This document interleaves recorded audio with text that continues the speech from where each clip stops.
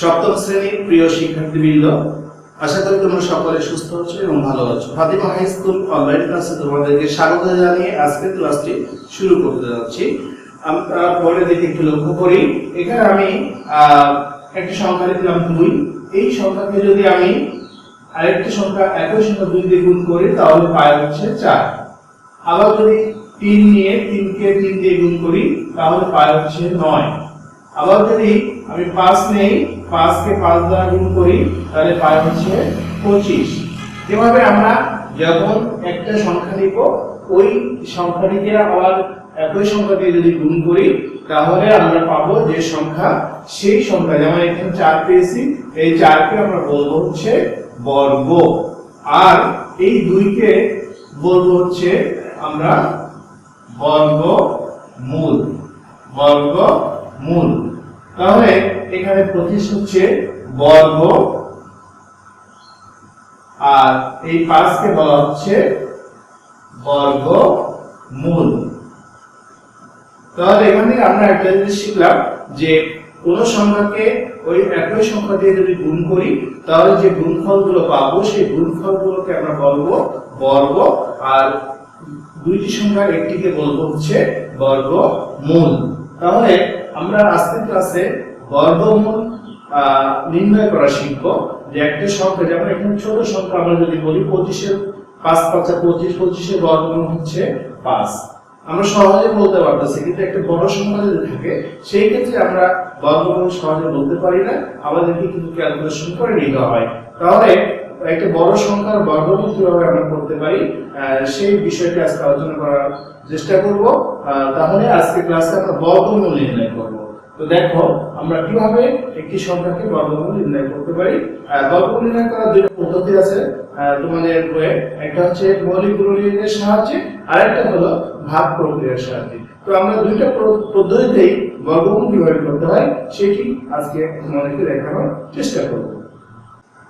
দেখো আমি একটা এখানে সংখ্যা লিখেছি, একটা বড় সংখ্যা 11 0 2 5। এই সংখ্যাটিকে আমরা কিভাবে মৌলিক গুণনীয়ক প্রক্রিয়ায় বর্গমূল করতে পারি সেটি তোমাদের দেখানোর বোঝানোর চেষ্টা করব। তোমরা খেয়াল করো, এখানে এই সংখ্যাটিকে আমরা বর্গমূল নির্ণয় করার আগে আমাদেরকে উৎপাদকের মাধ্যমে উৎপাদক নির্ণয় করতে হবে, অর্থাৎ ইকুয়েটরিয়াল যে পদ্ধতি সেই পদ্ধতিতে আমাদের উৎপাদক নির্ণয় করে নিতে হবে। তাহলে এখান থেকে আমরা এভাবে করতে পারি। প্রথমে এই সংখ্যাটি কত দ্বারা বিভাজ্য আমরা চিন্তা করি। যেহেতু শেষে 5 আছে, 2 দ্বারা বিভাজ্য নয়, তো 3 দ্বারা বিভাজ্য চিন্তা করার জন্য সংখ্যাটি অঙ্কগুলো যোগ করে আমরা কত পাচ্ছি 5 2 7 আর 8 9। এই সংখ্যাটি অঙ্কগুলো যোগ করে 3 দ্বারা বিভাজ্য হচ্ছে, তাহলে সংখ্যাটি 3 দ্বারা বিভাজ্য। তাহলে আমরা যদি 3 নেই, 3 থেকে 9, আর 3 থেকে 9 2 থাকে 2 11, তাহলে এখানে 3 6 18, 1 2 থেকে 3 7 21, আর 3 5 15। আবার যদি আমরা 3 নেই, 3 নিলে 3 34, 3 নিতে পারবো না, 5 7 7 7 9 9 10। সংখ্যাটি অঙ্কগুলো যোগ করে 3 দ্বারা বিভাজ্য, তাহলে সংখ্যাটি 3 দ্বারা বিভাজ্য। যেহেতু 5 আছে শেষে, তাহলে 5 দ্বারা বিভাজ্য। 5 নিলে 5 দুগুণে 10, আর ওখানে থাকে 4 5 20, 5 5 25। আবার যদি 5 নেই তাহলে 4 5 20, 4 5 9 45। এবার যদি 7 নেই, 7 7 49। তাহলে আমরা এই 11 0 2 5, 11 2 25 এই সংখ্যাটি উৎপাদক করে নিলাম। নেওয়ার পরে আমরা কি পেলাম? অতএব 11 0 2 5 সমান আমরা পেলাম, যেগুলো উৎপাদক পেলাম এখানে 3 গুণ 3 গুণ 5 গুণ 5 গুণ 7 গুণ 7। এখান থেকে আমরা যে জিনিসটা পেলাম, তাহলে আমাদের মৌলিক গুণনীয়কের সাহায্যে বর্গমূল নির্ণয় করতে বলে আমাদেরকে প্রাথমিকভাবে এটি করে নিতে হবে, প্রত্যেকটা আমাদের ক্ষেত্রে পদ্ধতি বের করে নিতে হবে। এরপরে আমরা যে কাজটি করব, সমান চিহ্ন দিয়ে এই যে সংখ্যাগুলো একই সংখ্যা দুইটা আছে, তাহলে আমরা দুইটা নিয়ে একটা জোড়া তৈরি করব। 3 গুণ 3 5 গুণ 5 জোড়া তৈরি করলাম ব্র্যাকেট দিয়ে। তারপরে এখানে আমরা দেখতে পাচ্ছি যে কয়টা জোড়া হলো, 3টা জোড়া হলো।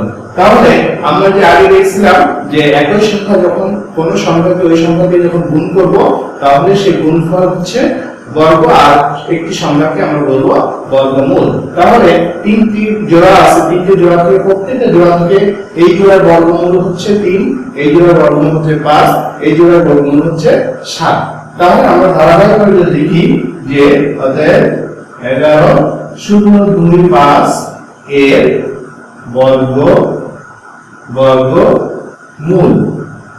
হবে, এই জোড়া থেকে একটা 3 নিয়ে আসবো, গুণ দিয়ে এই জোড়া থেকে একটা 5 নিয়ে আসবো, গুণ দিয়ে এই জোড়া থেকে একটা 7 লিখবো।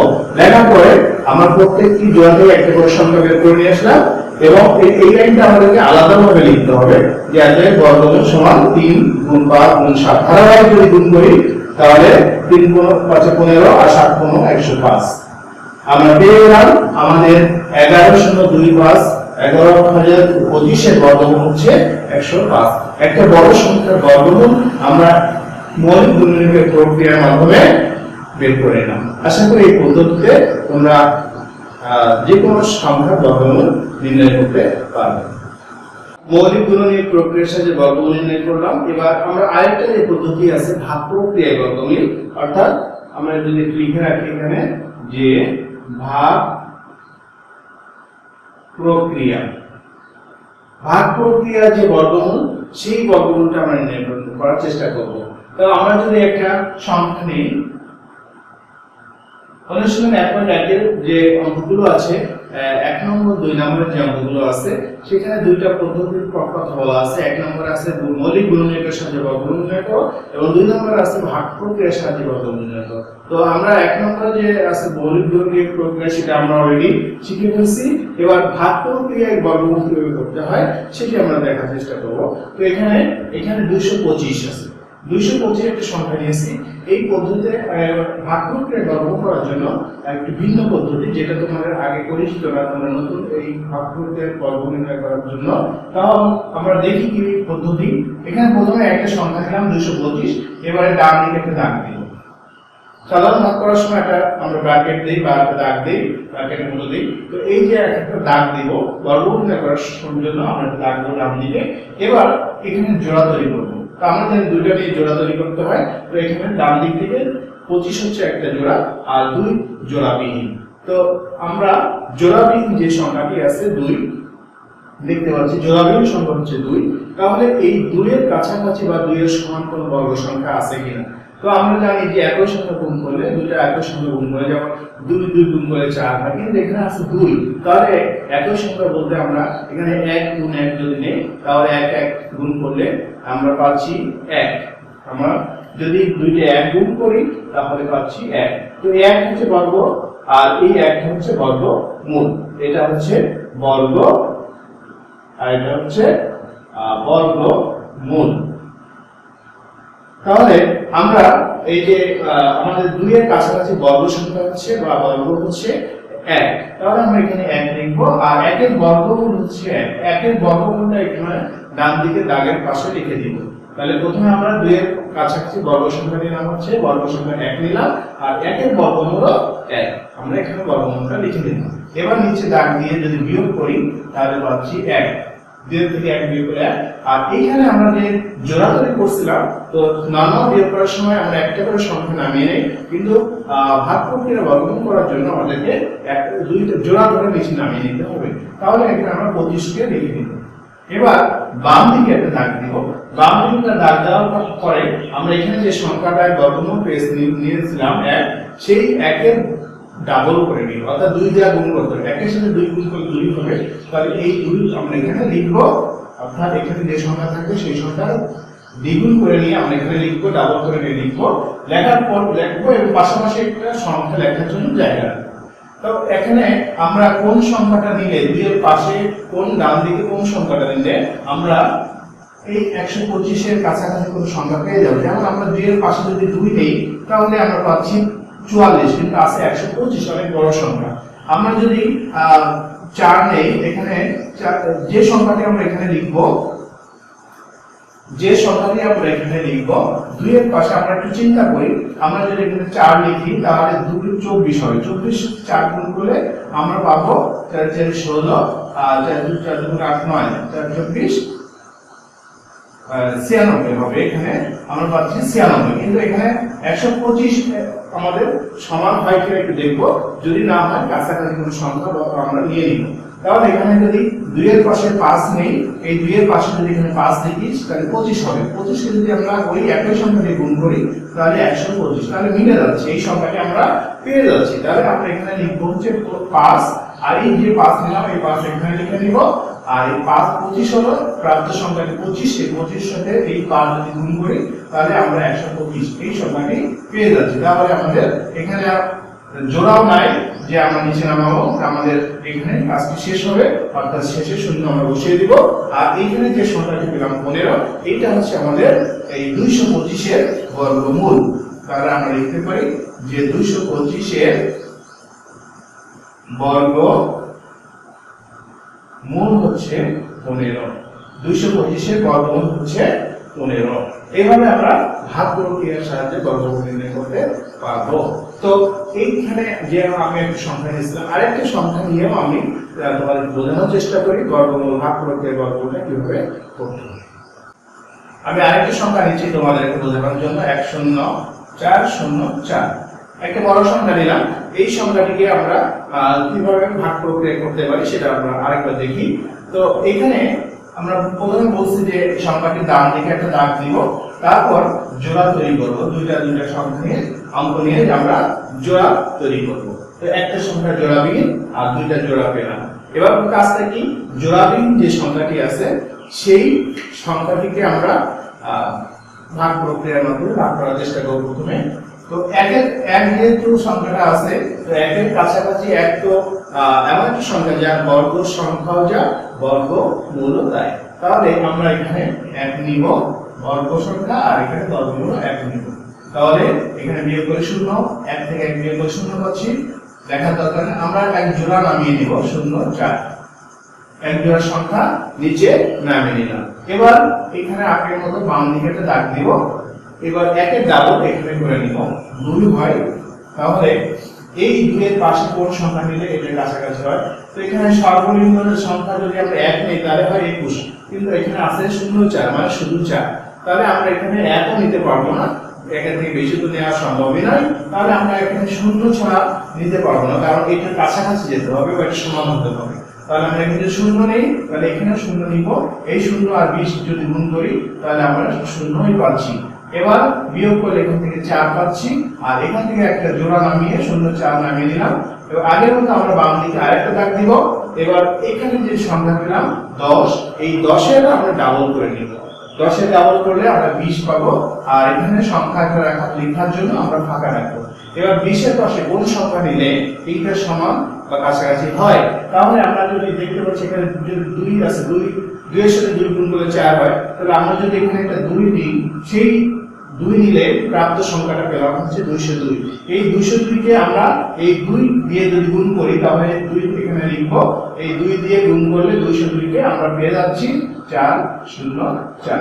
তাহলে আমাদের আর কোনো কাজ অবশিষ্ট নাই, অর্থাৎ এখানে আর কোনো সংখ্যা নাই যে নামাবো, আর এখানে বিয়োগ করলে আমরা 0 পেয়ে যাচ্ছি। তাহলে এই অঙ্কটিও এখানে শেষ হলো, যার বর্গমূল হলো 102। অতএব 10404 এর বর্গমূল হচ্ছে 102। তাহলে আমরা আরেকটি অঙ্ক আমরা সমাধান করলাম। আমরা আরো একটা অঙ্ক করার চেষ্টা করি ভাগ প্রক্রিয়ায় বর্গমূলটা নির্ণয় করার জন্য। আমি এখানে আরেকটি সংখ্যা নিলাম 2304, এটাও আমরা ভাগ প্রক্রিয়ার মাধ্যমে সমাধান করব। তো আগের মতো আমরা ডান দিকে দাগ দেব আর জোড়া তৈরি করব। এখানে কোনো জোড়াবিহীন সংখ্যা পাচ্ছি না, দুইটা জোড়া পেয়ে গেছি। তো আমরা জোড়াবিহীন পেলেও আমরা করতে পারবো, জোড়াবিহীন না পেলেও করতে পারবো। প্রথমে তো জোড়াবিহীন থাকলে জোড়াবিহীনকে আগে ভাগ করবো, কিন্তু জোড়াবিহীন থাকলে জোড়া থাকলে সেই জোড়ার কাছাকাছি কোনো সংখ্যা, অর্থাৎ 23 এর কাছাকাছি বা 23 তো বর্গ সংখ্যা নয়, তো কাছাকাছি বর্গ সংখ্যা আমরা কত নিতে পারি? আমরা জানি যে 4 4 16, 5 নিলে 5 × 25, 23 এর থেকে বেশি হয়ে যায়, তাহলে আমরা এখানে নিতে পারবো 16, আর এখানে 16 এর বর্গমূল 4 এখানে লিখে দিলাম। এবার যদি বিয়োগ করি তাহলে আমরা পাচ্ছি 7, 23 থেকে 16 বিয়োগ করলে পাচ্ছি 7, আর এখানে আমরা জোড়া নামিয়ে নিব 0 4। এবার বাম দিকে দাগ দিব, বাম দিকে দাগ দেওয়ার পরে এখানে 4 এর ডাবল করেছে কত হয়? 2 দিয়ে গুণ করলে 8 হয়, তাহলে এখানে 8 লিখব, আর এখানে একটা সংখ্যা লেখার জন্য ফাঁকা রেখে দিব, পরবর্তীতে সংখ্যাটা লিখব। তো এখানে 8 এর পাশে কোন সংখ্যা নিলে এই সংখ্যাটার কাছাকাছি কোন সংখ্যা পাওয়া যায়? তো এখানে একটা জিনিস খেয়াল করো, এখানে 8 আছে, এখানে আছে প্রথম দুটি অঙ্ক হচ্ছে 70, তাহলে কাছাকাছি সংখ্যা নিতে গেলে আমাদেরকে একটু চিন্তা করে দেখি যে আমরা যদি 7 নেই 7 আর 56, 8 নেই 8 আর 64, তাই না? এভাবে আমরা চিন্তা করতে পারি। তো এখানে দেখো আমরা যদি 8 নেই তাহলে এখানেও 8 লিখবো, তাহলে এই 8 নেওয়ার কারণে আমরা প্রাপ্ত যে সংখ্যাটি পেলাম 88, এই 88 কে 8 দিয়ে যদি গুণ করি তাহলে আমরা পেয়ে যাই 8 আর 64 4, আর হাতে থাকে 6, তো 8 আর 8 গুণ 64 আর 6 70, তাহলে এটা আমরা পেয়ে মিলে যাচ্ছে আমাদের। আর কোনো ভাগ এখানে কোনো জোড়া সংখ্যা নাই, তাহলে জোড়া সংখ্যা নামানোর প্রশ্ন আসে না, তাহলে আমাদের এখানে কাজটি শেষ হলো, অর্থাৎ বিয়োগ করলে 0 হয়ে গেল। তাহলে আমরা বর্গমূলটা পেলাম হচ্ছে 48। তাহলে আমরা পেয়ে গেলাম 2304 এর বর্গমূল হচ্ছে 48। এটা হচ্ছে আমাদের 2304 সংখ্যাটির বর্গমূল পেয়ে গেলাম। আমরা বর্গমূল প্রকাশের জন্য আরেকটা চিহ্ন ব্যবহার করে থাকি। বর্গমূল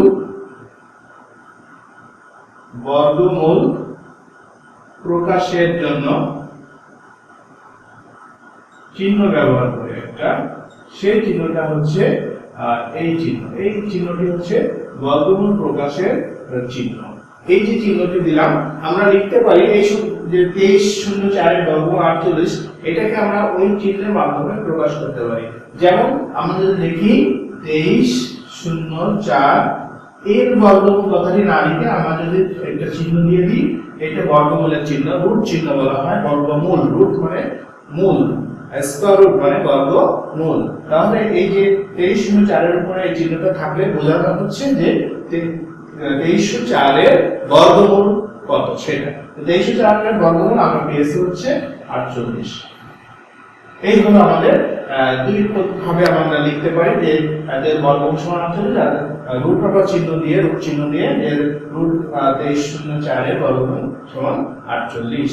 এই হলো আমাদের ভাগ প্রক্রিয়ার সাহায্যে বর্গমূল নির্ণয় করা। আশা করি তোমরা যে আমি দুইটা পদ্ধতি তোমাকে দেখালাম, একটা হচ্ছে মৌলিক গুণনীয়কের সাহায্যে বর্গমূল নির্ণয়, আরেকটা হচ্ছে ভাগ প্রক্রিয়ার সাহায্যে বর্গমূল নির্ণয়। আশা করি এই যে দুইটা পদ্ধতি আমি বর্গমূল নির্ণয় করলাম, এই বর্গমূল তোমরা এখন যে কোনো সংখ্যা দিয়ে আশা করি বর্গমূল নির্ণয় করা তোমরা সক্ষম হবে। তোমাদের অনুশীলনী 1.1 এর যে অঙ্কগুলো আছে সেই অঙ্কগুলো প্রথম দুইটা দাগে যে অঙ্ক আছে 1 নম্বর 2 নম্বরে, তোমরা বাসাতে 1 নম্বর এবং 2 নম্বরের যে অঙ্ক, এই অঙ্কগুলো নিজেরা করার চেষ্টা করবে। পাশাপাশি যে উদাহরণের অঙ্ক আছে সেই অঙ্কগুলো তোমরা দেখবে। তো তোমরা সকলে সুস্থ থাকো, ভালো থাকো এবং পরবর্তী ক্লাসের জন্য অপেক্ষা করো।